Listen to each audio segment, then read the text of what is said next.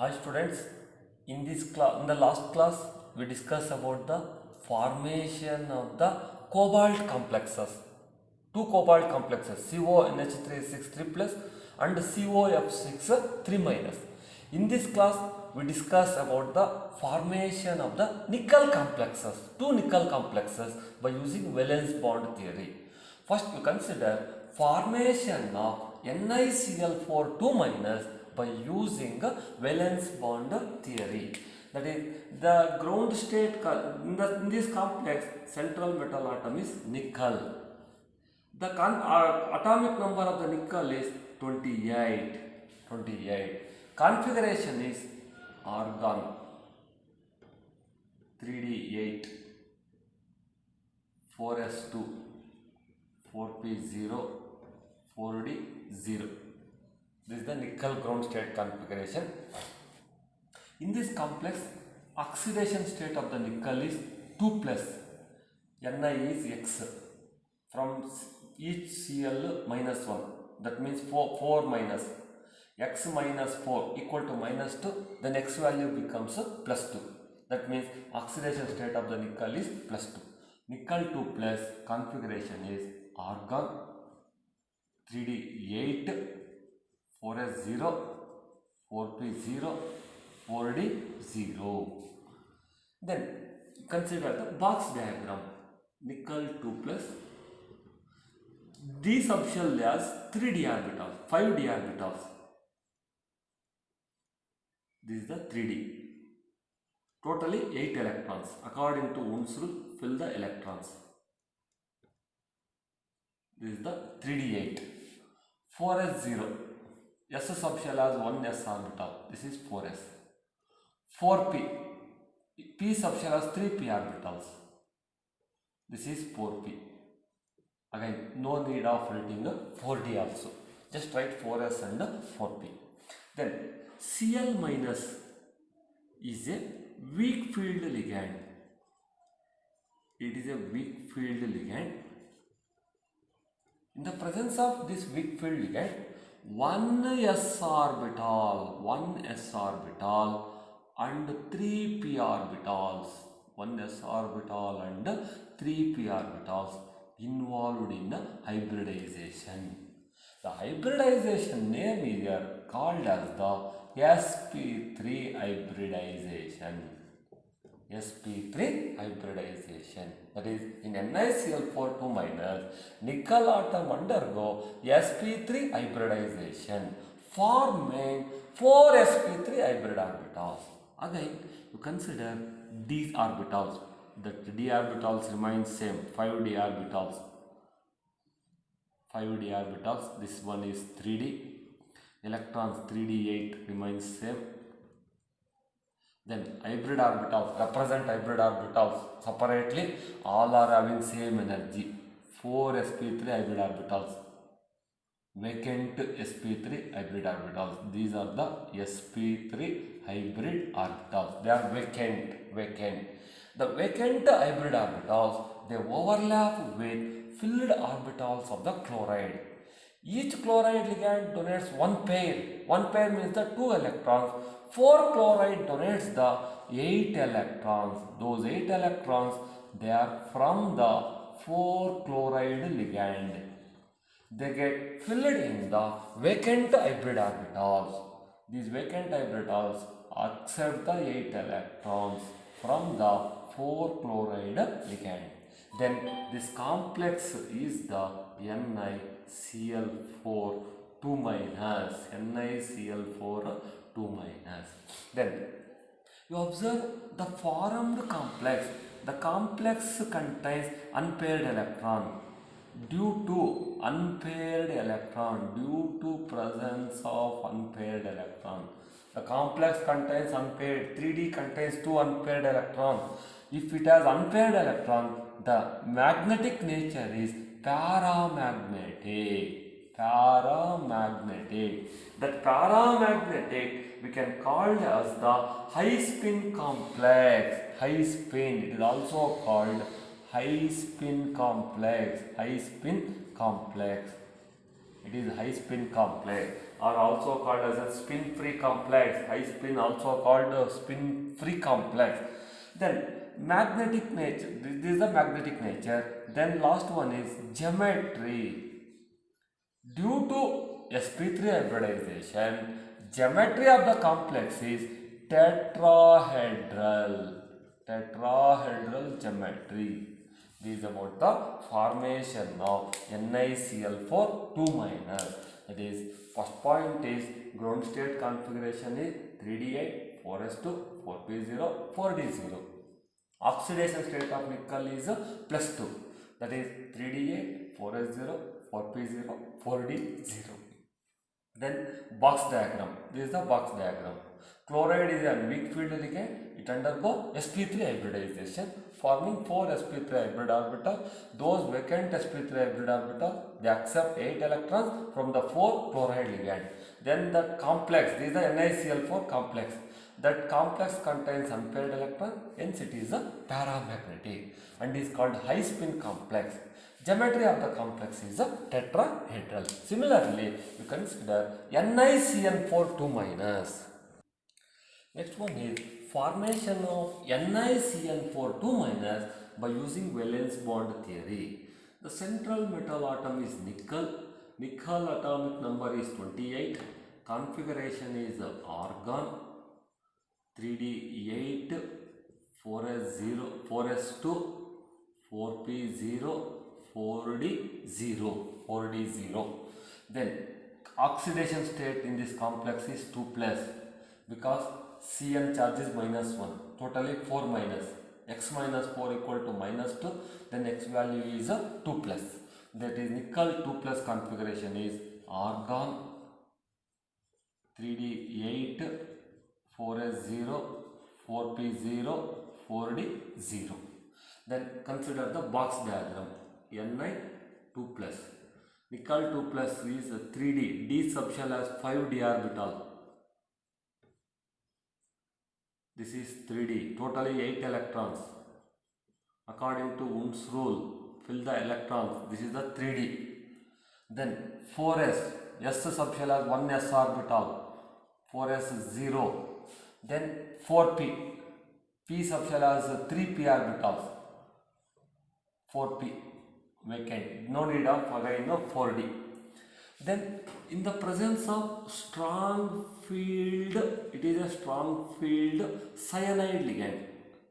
Strong field cyanide ligand. The nickel 2 plus configuration becomes in the presence of strong field cyanide ligand, electron pairing occurs against the Wundt's rule. First we have considered according to Wundt's rule. In the presence of strong field cyanide ligand, this is the configuration. Electron pairing takes place against the Wundt's rule, forming one vacant d orbital. D, S already vacant, 4s, 4p. 4p as a vacant. Then the vacant d orbitals, out of these vacant d orbitals, 1d, 1s and 2p, 4p orbitals. They undergo hybridization. The hybridization name here called as the dsp2 hybridization. dsp2 hybridization. Hybridization involved in NiCl4 2 minus is dsp2, forming 4 dsp2 hybrid orbital. First we consider 3d. 3d remains the same, 4 3d, not 5, because 1 d orbital involved in hybridization. Fill the electrons. This is the 3d. Then hybrid orbitals having same energy. Totally 4 hybrid orbitals. This is dsp2 hybrid orbital. They are vacant. They overlap with filled orbitals of the cyanide ligand. Each cyanide donates 2 electrons. 4 cyanide donates the 8 electrons. 8 electrons are 4 pairs. 8 electrons from the 4 cyanide ligand. They filled in the vacant hybrid orbitals. These vacant hybrid orbitals accept the electrons from the 4 cyanide ligand. Then this becomes complex NiCN4 4 2 minus, NiCN4 2 minus. You observe the complex contains due to paired electron. The complex contains paired electron. All are the paired electron. Due to presence of paired electron, the complex is said to be diamagnetic. It is diamagnetic in nature. It is diamagnetic. It is also called as the low spin complex. It is low spin complex. Presence of the paired electron, it is diamagnetic, called as the low spin complex. Low spin complex, or called as the spin paired complex. Spin paired complex. Then geometry of the complex is geometry of the complex is due to dsp2 hybridization. Geometry name is the square planar. It has square planar geometry. This is about the formation of NiCN4 2 minus. You practice all these 4 hybridizations, definitely you get one question. That question carries 3 marks. This is about the valence bond theory. Next, one more concept is you consider the Werner's theory. Let's consider Werner's theory. This is also one of the most important one. Sometimes they ask one from the valence bond theory and second question from the Werner's theory. Just postulates only. You have to remember 3 postulates. Each postulate carries 1 mark. In this chapter, totally 2 questions will ask. One from the valence bond theory, other question from the remaining part. Sometimes definitely they can ask Werner's postulates only. According to Werner's theory, the postulates of the Werner's theory are: first postulate is in coordination compounds,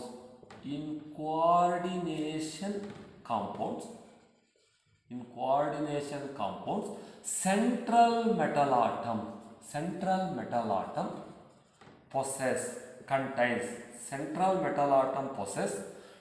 2 types of the valencies called primary valency and secondary valency. This is the first postulate. In coordination compounds, central metal atom possess 2 types of the valencies called primary valency and secondary valency. The second postulate is primary valency means oxidation state of the central metal atom. If you find the oxidation state, that oxidation state gives the primary valency. Primary valency means oxidation state of the central metal atom, while secondary valency means the coordination number. If you find out the coordination number of the central metal atom, the coordination number of the central metal atom is called secondary valency. Primary valency refers to oxidation state of the central metal atom, while secondary valency refers to coordination number of the central metal atom. Then third point is primary valency satisfied by the negative ions. Primary valency satisfied only by the negative ions, while secondary valency satisfied by either negative ions and some cases neutral molecules. Negative ions or neutral molecules satisfies the secondary valency, while primary valency satisfied only by the negative ions. Then one more postulate is primary valency is non-directional. It is non-directional. It is not arranged in the space.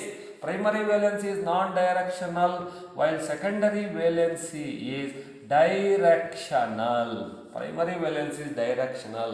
That is, you arrange the ligands around the central metal atom in space to give a definite geometry. This is the meaning of the directional. Primary valency is the non-directional, secondary valency is the directional. You practice these 4 postulates as it is, you get the 3 marks. In coordination compound, central metal atom possess 2 types of valencies called primary valency and secondary valency. Primary valency refers to oxidation state of the central metal atom. Secondary valency refers to coordination number of the central metal atom. Primary valency satisfied only by the negative ions. Secondary valency satisfied by either negative ions or neutral molecules. While primary valency non-directional, secondary valency is directional. If you know one more point, according to Werner's theory, primary valency is ionizable valency. Primary valency is ionizable, while secondary valency is non-ionizable. It is non-ionizable valency. Primary valency is ionizable valency, secondary valency is non-ionizable. And one more, primary valency is variable. It is variable valency. It gets changed from complex to complex.